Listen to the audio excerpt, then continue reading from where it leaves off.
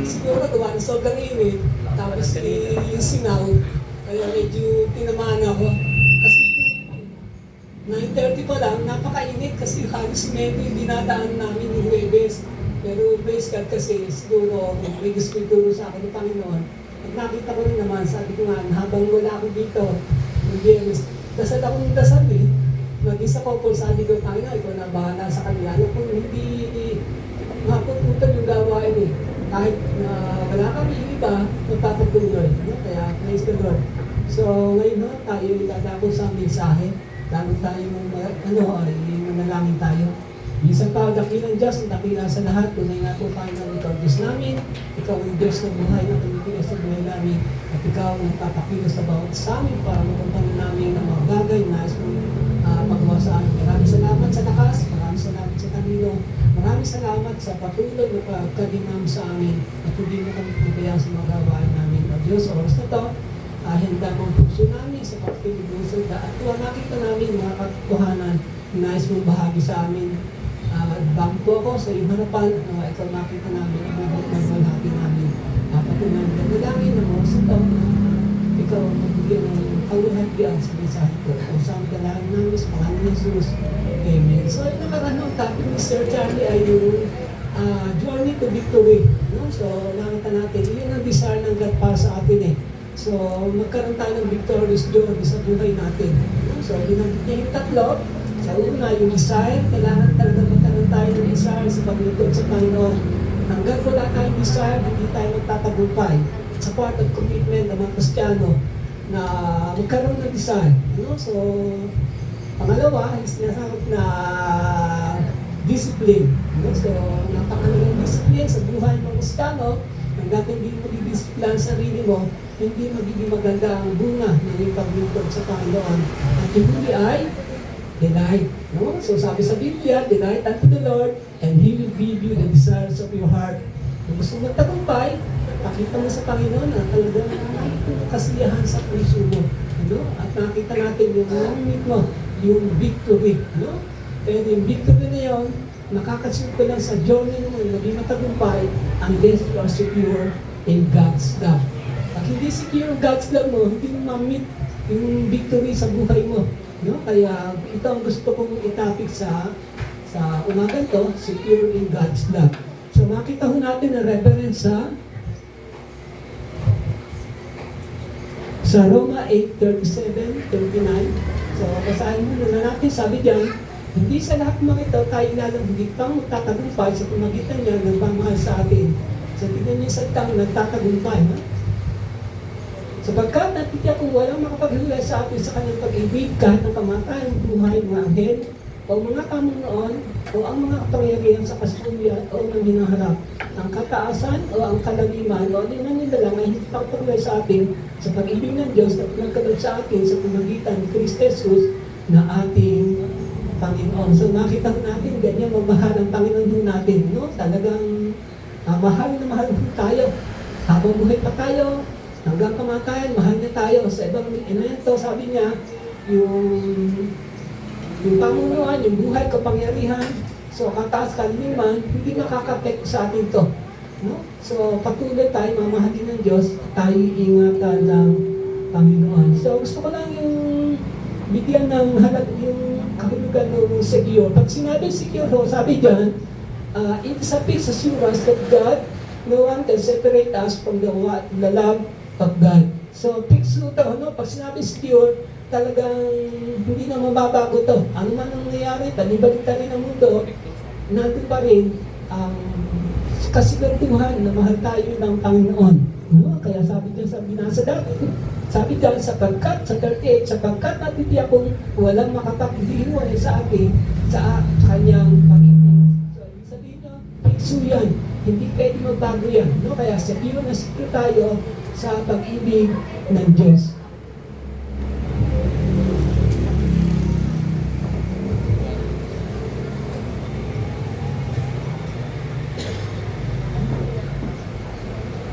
So, pangalawa, sabi dyan,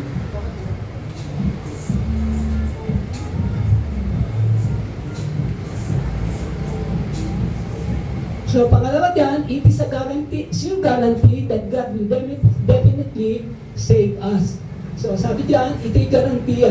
So kapag tayo mamimili ng gamit sa palengke, lalo na appliances, di ba may mga guarantee? So yung guarantee, sabi diyan, 3 months, 1 year ang guarantee natin. So, binibigyan tayo ng kasalukuyan pagka tayo na kaya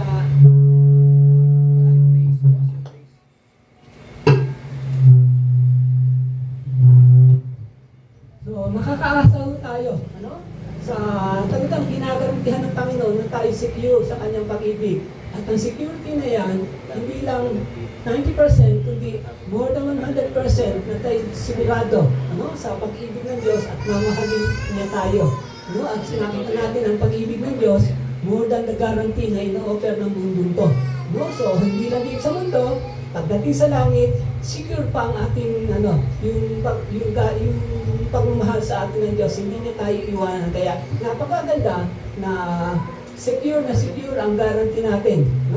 Talagang hindi tayo iwanan ng Panginoon nung mangyari. So makita natin yung istorya ng ating Panginoon Kristo, bago siya ipako sa krus, mayroong natatanda niya, dalawang lalaki, isa sa kanan, isa sa kaliwa. Ay isa nililibak ang Panginoon. Sabi niya, kung ito ang Diyos, ay iba hindi may kasi sarili. Pero sabi ng isa, huwag mo ganyanin ang Panginoon. Hindi tulad natin siya walang kasalanan. Tayo makasalanan na pa ako. Sabi ng Panginoon sa tao na kanyang kausap. At nakita natin, sabi ng lalaki, ay Panginoon, alhanin mo ako sa iyong patutunguhan. At sabi ng Panginoon, sa oras na to, isasama kita sa aking paraiso. So, yun yung natawag na guarantee sa atin ng Panginoon. Kaya makita natin na nakakasure tayo so, sa pagmamahal ng Diyos sa atin.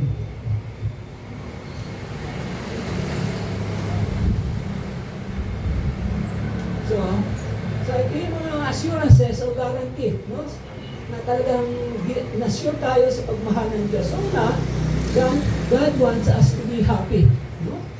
So, mahal na mahal tayo ng Diyos.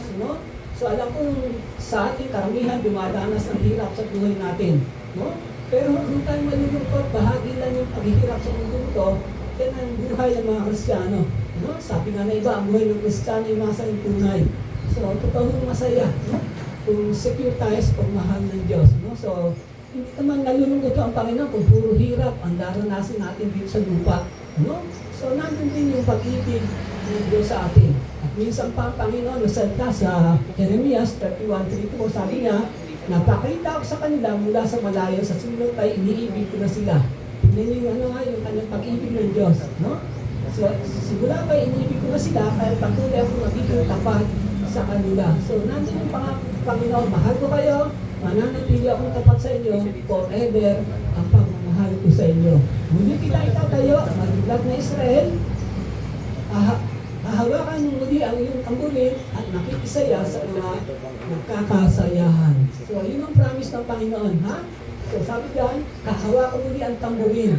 Pag may isang ibig sabihin ni tamburin, nasisigawan tayo, nag-aawit ng tayo, nagpupuri tayo sa Panginoon at nakikisayaw sa mga nagkakasayahan. So, sama-sama tayo, nagdadanas ng kaligayahan sa Panginoon.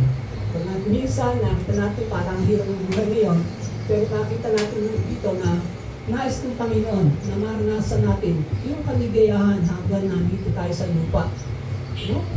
Yan ang assurance ng Panginoon sa atin. Hindi lang sa lupa, kundi sa langit, secure tayo sa kanyang pagmamahal at maranasan natin ang kaligayahan na yan dito sa lupa. So, makita ho natin yung buhay ng isang babae. Sikat na sikat siya. Pagdating sa Biblia, ang pangalan niya ay Noemi. So, sa aklat na natin ang kanyang buhay. Nakakuto ang kanyang buhay eh. Meron siyang 2 anak. At yung kanyang 2 anak, nakapangasawa. Si isa na pangasawa si Oprah, yung pangalawa ay si Ruth. So, ang nakakalangkot sa yung kanyang mga anak, parehong namatay. Yung kanyang 2 anak, kaya si Noemi, napakalungkot ang kanyang buhay. Kaya ang tawag sa kanya yung Mara. Kasi ang pait ng kanyang nangyari sa kanyang buhay. Isipin natin, mawala yung 2 anak na inaasahan niya na ito magdadala ng kanyang pamilya. So, kasi dito, yun ang mahalaga na magdadala sa pamilya. So makita natin, mawalan ka lang na isang anak, napakasakit. Mawalan ka pang pangalawa, napakasakit at magdudulot sa iyo ng kalungkutan sa buhay. At makikita natin dito na yung kahuli-hulihan, no? So, yung kanyang anak babae na lang, no? Si Ruth, naging kaligayahan. Nasa yung kanyang kaligayahan sa buhay, makita natin ang hirap na kanyang dinanas. So, bago siya umalis sa kanyang lugar, no? Napakayaman nila, may kaya sila eh. No? So, yung background ni Noemi. No? At nakikita natin talaga, masaya siya. Pero dumating na, nagpunta siya sa lugar na kanyang pinatuluhan, halos nawala ang lahat ng kanyang kayamanan at doon niya naranasan ang hirap sa buhay, lalo na pumamatay ang kanyang dalawang anak. So, sabi dito, napakasawa nga ni Boaz si Ruth at umuwi ang kanyang tahanan. Pinaparan niya si Ruth kahit ito'y nagdalang taot ng anak na isang lalaki. Sinabi ng kababayan kay Noemi ang ano dito, mahirap dito kasi tuloy siya, pinigyan ko siya sa araw nito, isang ako, nakakaninga sa iyo. Maghintay na daw sa Israel ang bata. So sa 15, ito yung natin na happiness ni Noemi. Maghatid nawa siya ng kaaliwan. No? So yun ang kaaliwan in terms of kaligayahan. No? At mag-aalaga sa iyong pagtanda, ang nagkaruhan ng manugang, nagsinan ng bata at kaysa itong anak ng laki, iluwan-iluwan ang bata, maging pinayaw at inalagaan mabuti. No? So makita natin, napili yung kaligayahan. No? Ang kanyang manugang na si Ruth ay nagkaroon ng anak. No? At yung anak na yun, nagdalasan ng kanyang kaligayahan. So hindi naman siya materialismo eh. No? So hindi materialismo, ang mahalaga sa kanya, napili niya. No? Ang Panginoon, sumasa kanya, napili niya. Nabibigyan siya ng isang regalo ng Panginoon, nagbumula, no, sa puso ng Panginoon. At ito, yung bata. So, simple lang naman, ano, kaligayahan ko yun eh. Magkaroon ng batang aalagahan sa kanyang buhay. Kaya nakita natin na napakaligaya. No, ito ang kaligayahan ni Noemi sa kanyang buhay. So,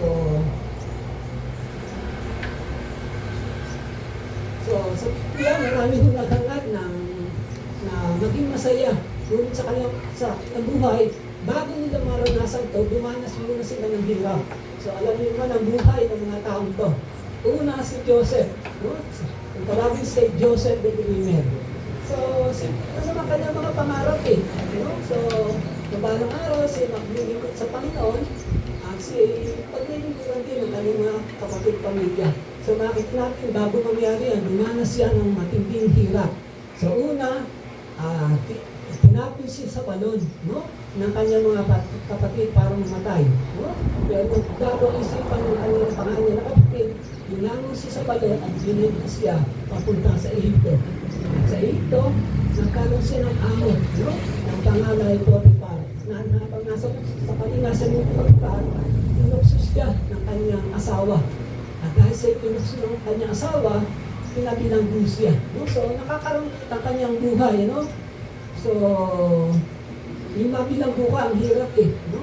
So, habang nasa bilangguhan siya, so, hindi siya pinagayaan ng Panginoon. At ang Panginoon, doon siya pinagyan pagkakataon ng magawa na sa mabuting bagay. No? So, makahula siya ng isang bagay para sa kaluhati ng Panginoon, para siya maalala, no? Ng tao at siya mahangok sa kahirapan. So, makita natin, magbinanong si Dumaris ang hirap, pinakita ng Panginoon ang kanyang kabutihan. Nais naman na si Joseph. No? Hindi lang si Joseph ang naging masaya, no? Naging ang kanyang pamilya ay naging masaya kasi nagkasama-sama sila. Hindi lang ang buong pamilya naging masaya, ang buong mundo ay naging masaya. No? So bakit sila naging masaya ang buong mundo? Sapagkat naligtas sila sa pagkagutom.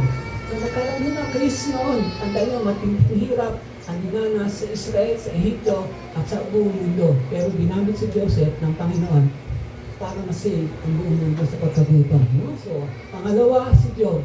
So, alam niyo naman, naging buhay ni Job.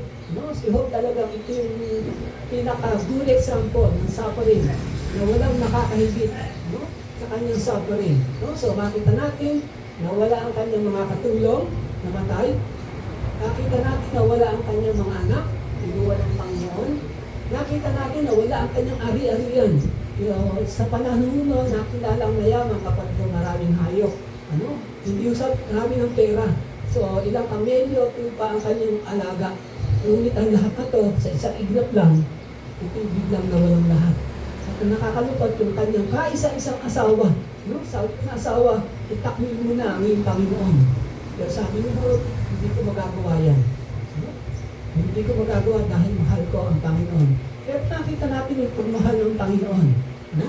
Nakita natin yung pagbabago ng ginawa ng Panginoon isang araw. No? Biglang nabago ang lahat. No? So makita natin yung pagbabago ng Panginoon. So, nagkaroon siya ng maraming anak. Sabi doon ay magaganda, mga gwapo ang kanyang mga anak. So pangalawa, kung ilan yung dapat ang mga alagang hayop, inobit pa yun ng Panginoon. At ang nakakatuwa, yung kanyang asawa, dati hindi supportive sa kanya, naging very supportive sa kanya. So, ginawa ng Panginoon sa buhay ni Job. Makita natin na hindi lang puro kahirapan ang maranasan natin. At talagang kikilos ang Panginoon dahil mahal na mahal tayo ng Panginoon. Ganyan magmahal ang Panginoon. Ganyan ka-secure ang pagmahal sa atin ng Panginoon.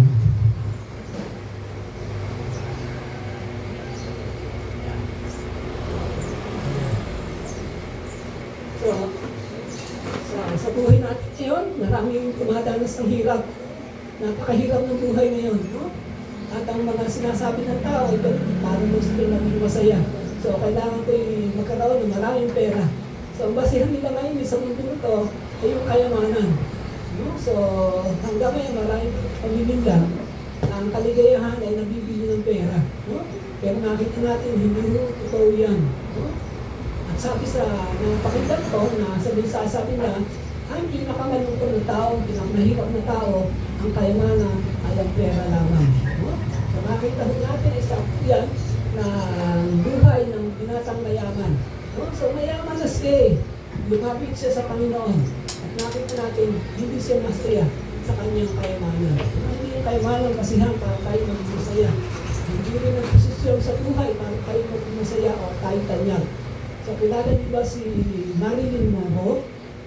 Si Marilyn Monroe ay isang tanyag dahil pista sa Amerika. No? Talagang kinabawal niyo sila, mga tao mayayaman. No? Pero nakita natin, hindi siya naging masaya sa kanyang buhay.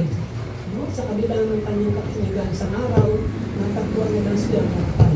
So, hindi garanti ang kayamanan, hindi garanti ang natanasan natin sa buhay. No? Ang tunay na kayamanan ay nakita natin, how to be happy. So, paano naging happy si Joseph, si Job? So, una, naalala niyo yung kanta, happiness is? Sino nakakalam ng kantang yun? Sabi doon sa sinulata, happiness is to know the Savior. Wala nakakalam, pagkat sa huli ng kanta, happiness is the Lord. Hindi mo pinakaling ang kanta. Hindi ko nakakantahin lahat kasi mahaba yung konti. So makikita natin, hindi natin mamimit yung kaligayahan hanggat wala si Kristo sa ating buhay. No? Kasi si Kristo ang ating kayamanan, si Kristo ang ating buhay, at siya lamang makapagbibigay sa atin ng tunay na kaligayahan sa buhay. So mas yung mga tao na sa kapaligiran natin, hindi pa malilungkot, no? Pero tayo, kahit tayo mahirap, masaya tayo kasi si Kristo ay nasa ating buhay. No? Kaya una, para maging masaya, dapat pinulahan mo si Kristo at tanggapin mo sa puso bilang Panginoon at Kaligtas. Hindi ka maging ganap ng saya kung wala si Kristo sa iyong buhay. So number 2, dapat maging contented tayo sa ating buhay. Kahit anong dami pa ng kapera mo, no? Kahit anong taas ang posisyon mo, kung wala kang kakontentong sa buhay, hindi ka magiging saya. So, then, pasalamat tayo sa Panginoon. Bakit pinagkakalit sa atin ng Panginoon? Pasalamat tayo sa Panginoon kung tayo, kung ano, tayo sa ating buhay. Pagkat sa pagbibigitan nito, magiging masaya tayo. So, number 3, sabi dyan, be thankful. No? Ang taong masaya, ayun palagi nagpapasalamat sa Panginoon. At ba, may laging thankful sa Panginoon eh. No? Kahit ang ulan niya itiyo sa umaga, pero sabi niya, Lord, thank you. Kasi may pagkain ako eh. Samantalang iba, hindi nakakain. Kaya kahit itiyo ang ulan natin, pasalamat tayo sa Panginoon. No?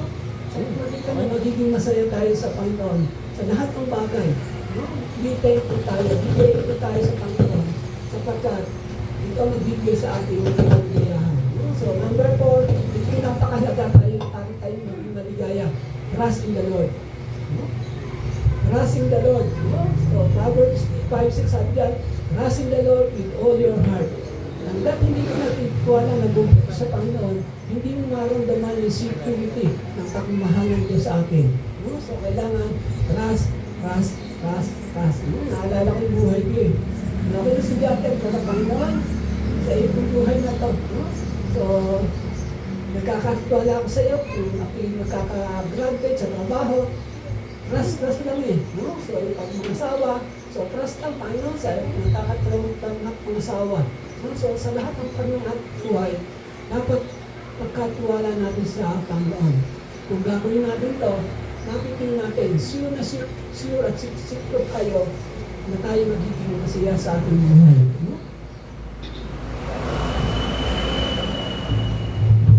So, number 2, so yung assurance saka yung guarantee. So, number 2 sabi dyan, God will never walk out on you. So, ibig sabihin, hindi tayo iwanan ng Panginoon sa ating buhay, anuman ang nangyari.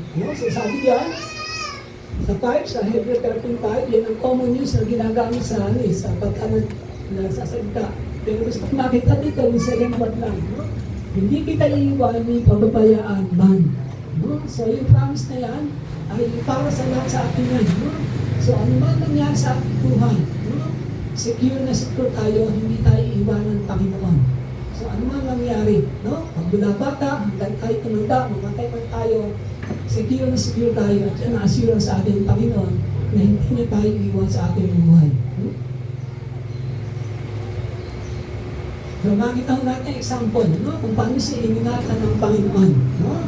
So, si John D. Patton, So, si John D. Patton ay professor missionary sa New Hebrides Island of the South Pacific, dito sa South Pacific. So, makita natin ito yung kanyang experience at ito ang kanyang patotoo. So, minsan sinagpunta sa lugar na ito at ang mga tao ito yung mga katutubo. Alam niyo naman sa mga libing na lugar para sa Africa na nakakatakot, nangangain ng tao. So, dito ganun din ang kanyang experience. So, isang araw, habang siya tungo sa kanyang puntahan, nakakagulo ang mga tao nagsisigawan. Alam niyo kung bakit? Kasi ang patayin ng mga tao. So, kaya ang ginawa niya, siyempre natutulang na siya matakot kasi hindi niya kilala yung makakatubo at bago na siya. So, alam niyo, ginawa niya, tumakbo siya at hinabol siya ng mga katutubo. At habang siya hinahabol, at talagang pagod na siya. At doon na naramdaman yung patnubay sa kanya ng Panginoon. So, nakakita siya ng isang dawag na lugar, doon siya tumago. At ang mga tao doon, talagang hindi umaalis hanggat hindi sila nahuli para patayin. Ngunit naramdaman niya ang presensya ng Panginoon. At makita natin na siya nagtagumpay, palaging sinasabi sa kanyang patotoo, kailanman hindi ako iniwanan ng Panginoon sa ating paglingkod sa Panginoon. At napakaganda ng kanyang buhay, yung ma-share niya ang salita ng Panginoon sa mga taong to, sila ay nagbago ng kanyang pamumuhay. At makita natin, napakaganda niya ang kanyang ministry. So, talagang tinuruan niya ang mga tao sa libid na lugar na to. Pangalawa, tinuruan niya sila sa pag-negosyo, pagkatrabaho. Kasi ang training kasi, pag nag-witness, hindi pag nag-witness talagang mag-witness, ang tao may pangangailangan sila eh. Hindi lang sa ng Panginoon na kailangan natin sila. Kung dapat matulungan din natin sila eh. Kasi ang hirap ng buhay ngayon eh. Hindi lang siya maunawang salita ng Diyos, kundi meron kang sasabihin sa kanila isang bagay, assurance, kung maaari mo silang tulungan. So, si John D. Patton. So, yan ang isang missionary ng Panginoon na naranasan niya ang patnubay ng Panginoon.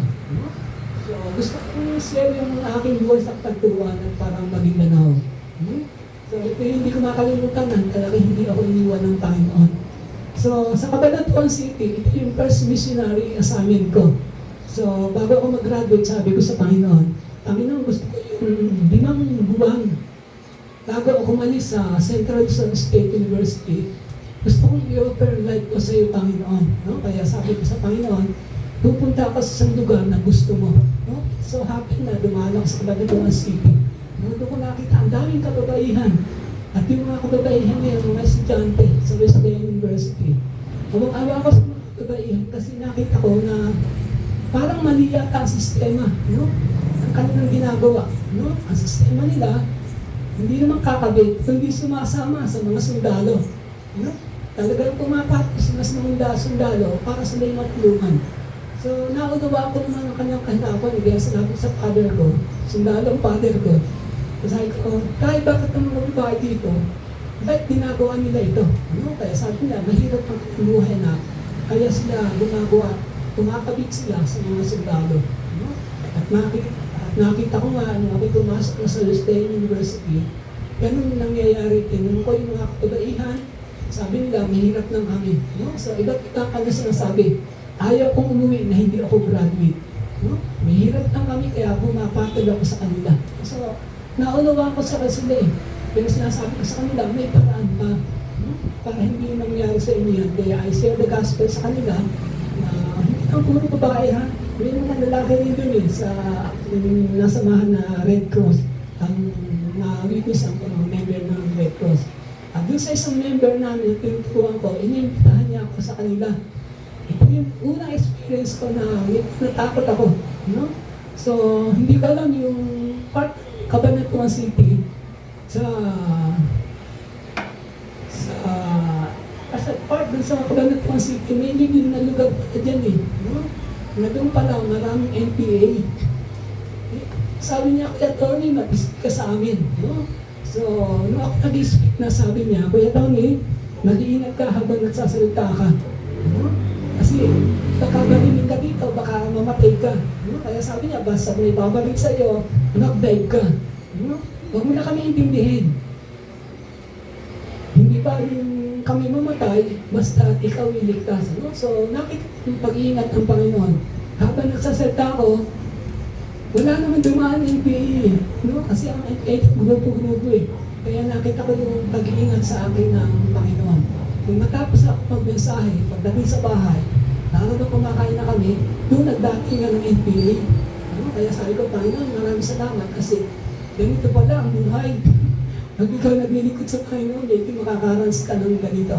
Yun ang first experience ko. Number 2, sa parang Maguindanao. No? Dito takot ng nanay ko eh. Kasi nanggaling ang nanay ko sa pinag ko eh, nagpupas siya. Sinamahan ng tatay ko talaga. Alam niyo ba, Charlie sa Cotabato? No? Alam niyo yung kanta ng Cotabato? So, puro kagaluhan sa kanta. Sa parang Maguindanao, I was invited, no? So, tinawagan ako ni Kuya Bonnie sa kanya, inumin sa LA. Sabi niya, Tony, punta ka sa Cotabato. Punta ka sa mga kapatid natin sa Kabakan, Cotabato. No? Kaya sabi ko naman, okay naman ako, no? Kaya pagpunta ka ron, nagkataon naman pinatawag ako sa DOST, no? So, ang DOST ay napakabait naman sa akin yan eh, no?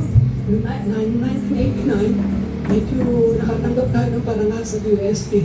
No? So, yung karangalan natin isang pagpapala rin sa akin. No? Sa akin, wala yung karangalan eh.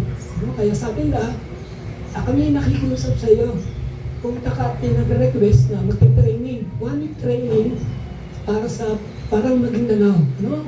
So, sa 6 days, pag-training ka, para matulungan mo yung mga tao ron. No? So nakita ka, dumating ako sa pagdating ko sa airport, medyo malungkot yung nag-request sa akin. No? Kasi batang-bata pa ako nun eh, at age 28 pa lang ako eh. Pagdating ko sa airport, tinatanong nila, are you a doctor? Master ka ba sa fisheries? So sa integrated farming? Sabi ko, hindi ho. Bago lang akong nag-graduate ko lang ho eh. So, medyo humiliated ako eh. Pero sabi ko, whatever you want, lahat na gusto niyo malaman, sasabihin ko sa inyo. So, tumawag pa sa DOST, medyo question ako eh. Sabi ng DOST, magtiwala kayo sa kanya. Alam niya, itutuyo sa kanya. Kaya na-elated naman ako eh, na sinuportahan ako ng DOST nung nasa Mindanao. At alam niyo ba, bago ako dumating sa Parang Maguindanao, yung lugar na pagpatraining ako, binomba na. Hmm? At pinagtag talaga ng M50 caliber. No? So natakbo ako eh. Kasi yung mga pater, butas-butas na ako eh. Sabi ko, Panginoon, dito ba ako magte-training? Dito ba, Panginoon? Kaya sabi ng Dr. Pam sa akin, oh, Mr. Julio, dito ako magte-training. Kaya medyo kinabahan din ako, siyempre, nakakatakot sa Mindanao eh. Sabi ko, Panginoon, ikaw na ang bahala sa akin. No? Kaya, sa oras din yun, I pray, Panginoon, nagsisimula ako ng training dito, ingatan mo po ako. No? Siguro, hindi na ako babarin dito pang Muslim. No? At nakita ko yung pag-ingat ng Panginoon. Ako sa Mindanao State University, para puntahan yung mga kapatiran, yun ang greatest threat sa akin, na hindi ko makakalimutan. Sa una, bago ako dumating, pinomba na yung site, training ako. Kung pupunta na ako sa Mindanao State University, talaga ang dami sasakyan. No? Hindi ko makakalimutan. No? Hindi kami pinapasok sa MSU. Alam niyo bakit ang daming Muslim? No? May mga armas na Muslim. Kaya sabi sa akin, tumawag sa commander na convoy namin. Dalawang convoy ko eh. Kasi pagkaan hindi pwede walang convoy eh. Sabi, bumalik na kayo kasi ang daming mga Muslim nag-aabang sa inyo. Kaya sabi ko, nakakalungkot naman, gusto kong mag-share eh. Ang mga kapatiran sa Mindanao, mga witness ako. No? Pero sabi ng Panginoon, bumalik ka na, Tony. No? Kasi may delikado. So yung time na yun, talagang nakaya ko sa Panginoon. So sabi ko, hindi pa itong time ko eh. Kasi bata pa ako. No? Kaya sabi ko, Panginoon, maraming salamat. Dahil sabi mo, secure na secure ako sa pag-ibig mo. No? Kasi hindi mo ako iniwan, hindi mo ako pumabayaan. So sa ating buhay, maraming pagsubok sa ating buhay. Alam kong daranas kayo. No? Hindi niyo pa naranasan sa lingkod sa Panginoon. Napakaliit pa lang, na tinadanas niyo. Wala bang sa life and death. Pero pag dumating yung tandaan natin, tulad ng sinabi, hindi kamatayan ang napaghiwalay sa atin sa pag-ibig ng Diyos. So number 3 yung God thinks you are valuable. So ito yung mahalaga sa pag-ibig ng Diyos eh. God secure us. No? Na tayo pinahalagahan ng Panginoon sa ating buhay. No? Maging matanda tayo, bata o mga kalagay natin, napakahalaga natin sa harapan ng Panginoon. Sabi yung sa Isaiah 43, 1-5, ang title yung iniligtas ng Diyos ang kanyang bayan. Sabi diyan, Israel, ang sinabi ni Yahweh, niniligtas sa'yo, huwag kang matakot sapagkat iniligtas kita. So, yun assurance ng Panginoon, yun ang guarantee. Huwag kang matakot sapagkat iniligtas ka, tinawag kita sa iyong pangalan, ikaw ay akin. So, ang Israelita ay para sa Diyos. So, tayo para tayo lahat sa Diyos. Tayo ang tinatawag na modern Israelites. Sa panahon ngayon, tayo ang mga modern Israelites. At yan din ang pangako sa atin ng Diyos. Ikaw ay akin. Sabi diyan, kapag dumaan ka sa malalim na tubig, sasamahan kita, tumunod ka man sa mga ilaw, hindi ka man lumunod, dumaan ka man sa apoy, hindi ka man masusunod, hindi ka matutupok. So, napakahalaga. Ayaw ng Panginoon nangyayari sa atin. Hindi niya kababayaan may mangyayari sa atin.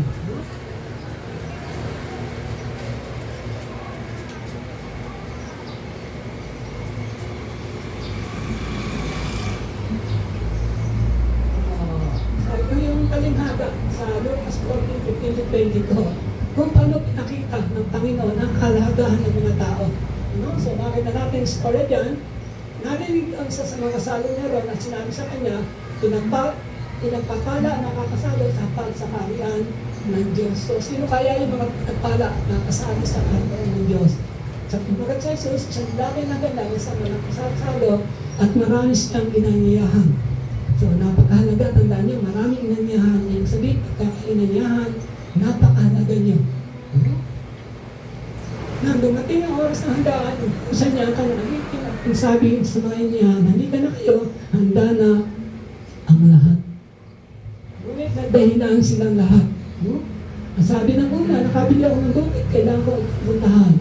Kaya sana, kayo na ang bahala sa humingi ng pamilya sa akin. Sinabi naman isa, nakabili ako tulungan ang kapares na baka. So sinabi nung isa, kita ko kasal, kaya hindi ako makakadalo. Nung sa makita namin, yung unang part, yan ang mga nais ng Panginoon, no? Naimbitihan, no? Kasi mahalaga sila eh, no? Mga tao yan, napakahalaga nila, no? Ng panahon yun. Pero nakita natin na sila'y tumanggi sa hamon ng Panginoon. Sa kabila na halaga sa kanilang Panginoon, tinanggihan nila ang Panginoon. Kaya nalungkot ang Panginoon. No? Sabi diyan, nung dinig ang mga lipin, binigta sa kanyang Panginoon. Nagalit ang sinabi sa lipin, punta kagad sa lansangan at nakipod na daan ng Luzon. Isang rito ang so ito yung mga valuable person, no? Na pinahalagahan ng Panginoon, higit na pinahalagahan ng Panginoon. Una, sabi doon, isang rito ang mahihirap. No? So tayo, hira nung mayaman sa atin dito, no? So makita natin ang concern ng Panginoon sa mahirap. Kasi alam ng Panginoon yung mga mahirap, ang inaasahan lang talaga ng pag-asa nila ay ang Panginoon. No? Kaya ang Panginoon concern sa mahirap. Kaya tayo, huwag natin kalimutan ang mga mahirap. No? Madali silang makuha kasi ang pagtitiwala nila ay tanging sa Panginoon. Pangalawa, mga lumpo. No? So napakalagang mga taong lumpo sa harapan ng Panginoon. No? Balang aray, magaling yan, lalakad sila. No? At sila ang mag-aakahagi ng mabuting balita. No? Pangatlo, mga bulag. No? So makita yung bulag ng panahon ng Panginoon sa Kristo. No? Kaya lumapit sa kanya, Panginoon, maawa ka sa akin. Sabi niya, ano ang iyong kailangan? Sabi niya, gusto ko magkaroon ng paningin. So makita natin, pinahalaga ng taong ng Panginoon ng taong mga bulag. No? So at mga pilay. No? So marami siguro tayo nakilala, nakitang pilay. Magkakis ng kalimutan, makikita ang mabuting balita. Sapagkat sa tagat ng Panginoon, mahalaga sila. No? Pagkatapos sabi niya sa 22, pagkatapos sinabi na alip yung Panginoon, nagawa ko ang Panginoon sinabi, ngunit marami pang bakante sa upuan. No? Bakit kaya marami pang bakante sa upuan? Marami pang bakante kasi marami pa ang kanyang nais, no? Na pahalagahan. No? At yung mga tao yon, nabibigyan ko ng example. Yung example, yung marami ha, isa lang si Justice, sa marami na kailangan ba, no? Ang pangalan niya ay Bill. No? So, sinerge ko ang kanyang apelido, talagang even sa yung nag-lecture sa akin, no? Sabi niya, wala talaga akong nakita apelido ni Bill eh. No? Kahit si Pastor Jose si Marcelo, sa mismo nagsulat ng live, at totoo, sabi niya, hindi ko talaga apelido niya. Basta pinakilala siya si Bill. Sabi niya, nanginom siya, namumuhay sa pagkakasala. So ang mga taong to, minsan hindi titignan ng lipunan. Pero balang araw sila ang gagamitin ng Panginoon. Yung bata pa si Bill, matigas ang ulo. No? Talagang inom siya, minsan dumating pagkakataon na pinuktok siya. No? Kaya ang tawag sa kanya ay Bill Crack. No? Minsan naglalakad naman siya, nadapa siya. Tawag ng tao sa kanya, nagkaroon siya ng pilak. Kaya ang tawag sa kanya ay Bill Pilat. So maraming tawag sa kanya eh. No? Bill Pilat, Bill Pilat. No? Pero ang iba, ang tawag ito ay mahalaga sa Panginoon. Isang araw, nagkaroon ng vision sa lugar. No? Sa Amerika. No? At siya kinausap ng Panginoon. No? At ang Panginoon, at nakita niya pagkahabag sa kanya. Sabi niya, Bill, mahal na mahal kita. Nais kong magbago ka, nais kong balang araw, gamitin kita. Ang mga tao ay nagtaka eh. Isang araw, bigla siya nagbago at nakita nila may pagbago sa kanilang lugar. No? At nakakapagaling pa dito kapag binigay-ligaya sa mga tao. Nakakilala siya ng Panginoon, sa Panginoon. No? At kung makakilala siya sa Panginoon, nag-search siya sa Panginoon. Sabi diyan, nagtrabaho siya sa isang rescue mission sa Evansville, sa Indiana, USA. So nakita natin, talagang tuminos ang Panginoon sa buhay ni Bill. At alam niyo ba ang tawagan sa kanya? Hindi na hubing pitat, hindi na hubing kirat, hindi na kakilala sa kanya, New Bill. New Bill na. Pagkakatawag sa kanya, hindi na yung ulang nakaraan. So ganyan, no? So marami pa na bakante. Isa dyan ay si Bill na manginom. So marami pa. Hindi lang manginom sinasabi yan, maaaring nakita nyo, mga taong nagsusugal, nakita nyo mga taong palaboy-laboy, Nakita niyo yung mga tao sa binangguan, no? Mga tao nakita natin na talagang kaawa-awa sa lipunan. So marami pa, no? Marami pa kasi nais ng Panginoon na sila gamitin ng Panginoon at mahalaga sila sa buhay ng Panginoon. So maging sa atin, ano? Nakapag-aral man tayo, hindi mayaman man o mahirap, tandaan natin mahalaga tayo sa harap ng Panginoon. At palagi natin tatandaan, may mission tayo sa mundo, gagamitin tayo ng Panginoon kasi mahalaga ng Panginoon. Kaya huwag kayong natatakot mga kabataan, hindi na kukuya sa talino, ha? Kahit hindi ka natalino, pag gagamitin kayo ng Panginoon kasi mahalaga sa Panginoon.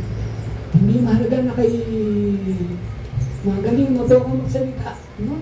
Kahit hindi kayo maboka, gagamitin kayo ng Panginoon, no? Ako nung nahiyain eh. Takot akong tayo sa upuan sa pulpito eh.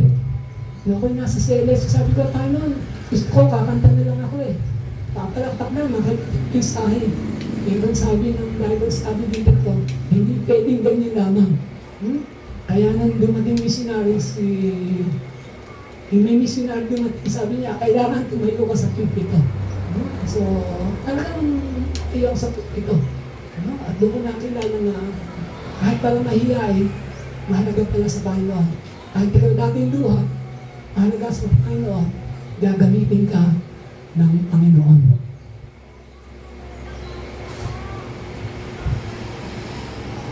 So ito yung number 4 na siguro sugaran sa atin. Dahil mahipunan pa God never take His eyes of you. So ibig sabihin, hindi tayo nawawaglit sa mata ng Panginoon. No? So araw-araw, tinitignan ng Panginoon ang ating buhay. No? 2 times in the Bible sinasabi yan. So sabi diyan sa 52, pag mula sa langit, ang Diyos ay nagmamasid sa kanyang nilalang. So napakalinaw yan. Lahat tinitignan ng Panginoon. No? Kaya palaging binabantayan ko tayo ng Panginoon. Kung mayroong marunong at tapat sa Kanya, nananambahan. No? So, marunong at tapat ng nanambahan. No? So, tututukan niya yan eh.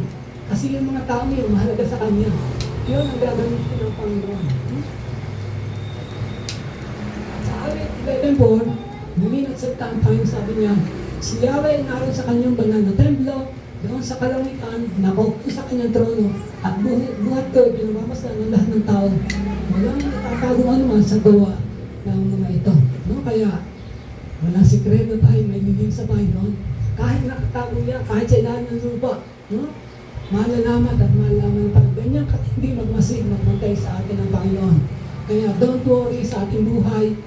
Hindi tayo bababayaan ng Panginoon. No? Araw-araw, oras-oras, kahit gabi. No? Sabi ng iba, hindi na ba natutulog ang Panginoon? So, hindi mo natutulog ang Panginoon. 24/7, tinitingnan tayo ng Panginoon kasi nakatulog siya. Hindi siya natutulog. Hindi niya tayo babagay sa kanyang paningin.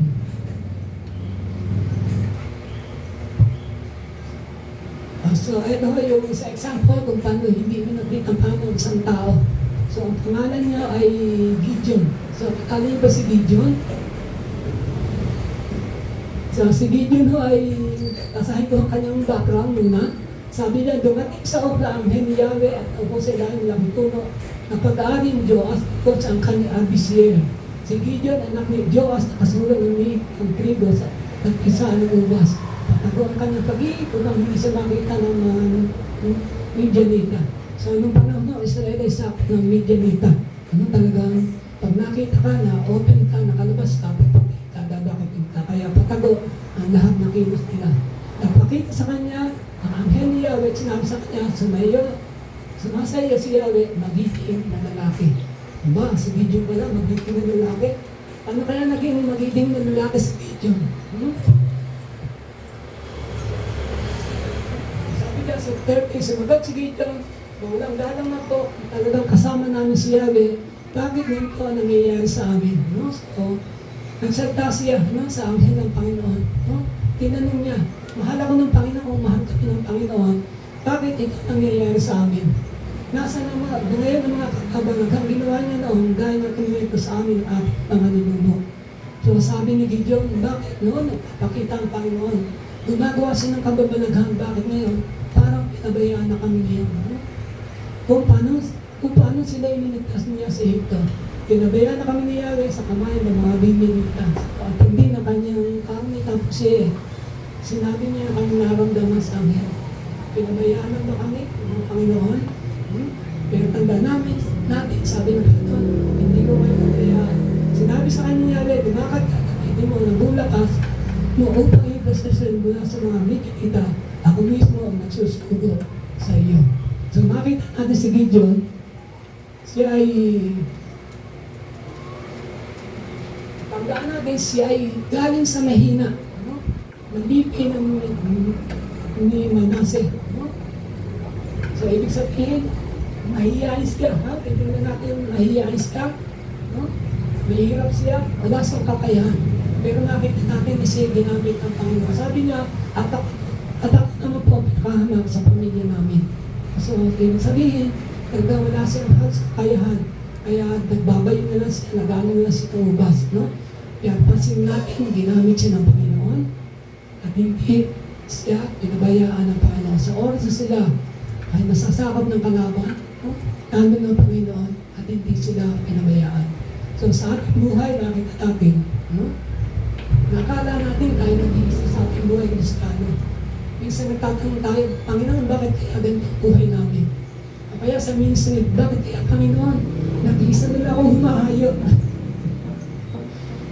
Wala akong makasama. Nakakalungkot ka, Panginoon. Marami tayong katanungan sa Panginoon. Pero tandaan natin ang Panginoon, tinitignan niya ang kalagayan natin. At lahat ng katanungan natin sa buhay, sasagutin niya yan at tayo tutulungan ng Panginoon. Dahil mahal na mahal tayo ng Panginoon. So makita natin sa New Testament, ganito ang ginawa ng Panginoon sa mga taong naglilingkod sa Kanya. So unang-una Pedro, sa gawa 12:16. Si Pablo, si Pedro, talagang tapat na lingkod ng Panginoon. So makita natin, ganun na lang kanyang paglingkod sa Panginoon. At minsan na sila naglilingkod sa Panginoon, talaga sila hinuli na magabantay at ginapos at sila ikinulong. Pero makita natin, hindi sila nabayaan ng Panginoon. So makita natin na si Pedro ay nasa kulungan, siya ay nilabas ng Panginoon. So ganun tinitignan ng Panginoon ang kanyang mga anak. At tayo minsan ay nasa kulungan ng kasalanan, hindi tayo pababayaan ng Panginoon.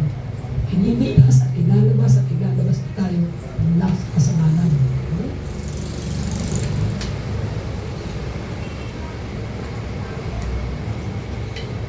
So, sa Gawa 16:20-24, ito ang istorya ni Saul at Silas.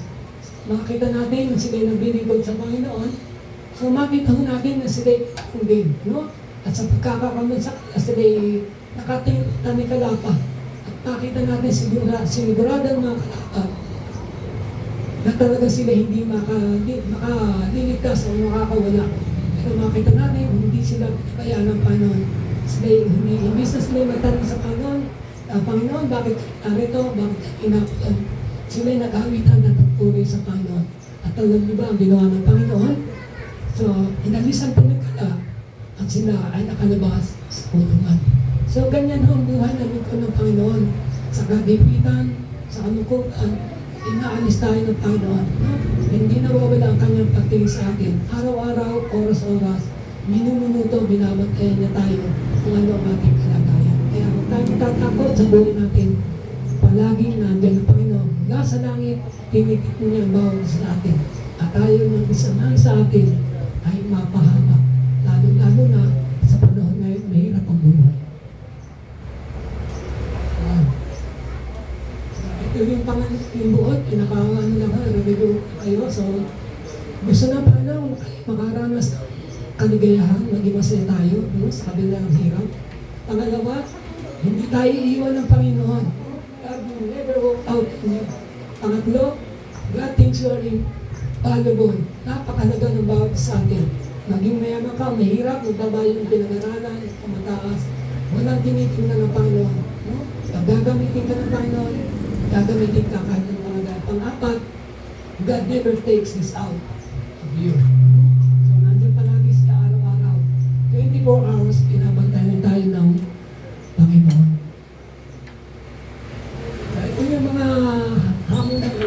challenges no, sa atin, mga Kristiyano.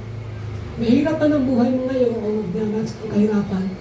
Pararanasin ka ng Diyos ng kaligayahan sa buhay. Amen ba? So lahat tayo nakaranas ng saya. O tiyak ka. Puro hirap ba?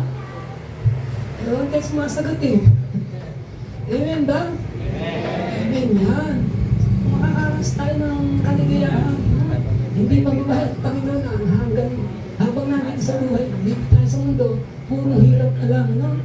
Makakaranas tayo ng sarap, maniwala kayo. At mapapaya kayo pag dumating yung pagkakataon yun.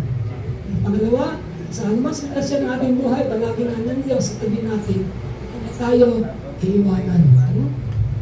Pangatlo, tandaan natin, manaras tayo sa Diyos, kahit mababa ang ating kalaban sa buhay, pinag-aralan, gagamitin ka ng Diyos. No? Kaya huwag tayo mahiya, huwag natin katukutan, huwag tayo mahirap, mababa ang pinag-aralan. No?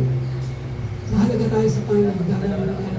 Ang apat, hindi mababalik ang Panginoon sa atin, palagi niya tayo dinitigtan habang tayo ay nabubuhay. Sige, please the Lord, tayo magsitungo tayo ng malangin. Isang Pao Diyos, muli, maraming salamat sa iyong salita. Maraming salamat sa kasiguraduhan. Muli pag maasahan ng Panginoon ko, kanay ka Diyos namin, maasahan namin. Ikaw Diyos na kasama namin, ikaw ang Diyos na pagtulay namin. Maraming salamat sa pagkakapiling sa amin at higit sa lahat, kami ginagamit sa mga ito. Diyos, patuloy mo kami tulungan sa aming buhay na kinaharap na mabalik ka gamit kami sa mga challenges na ginagamit ka sa amin. Kaya ang Diyos, isang pa, tapos mo sa aming kasalamat at nakakatiya kami na kami hindi mo iwan sa mundo. Sa pangalan ni Jesus, Amen.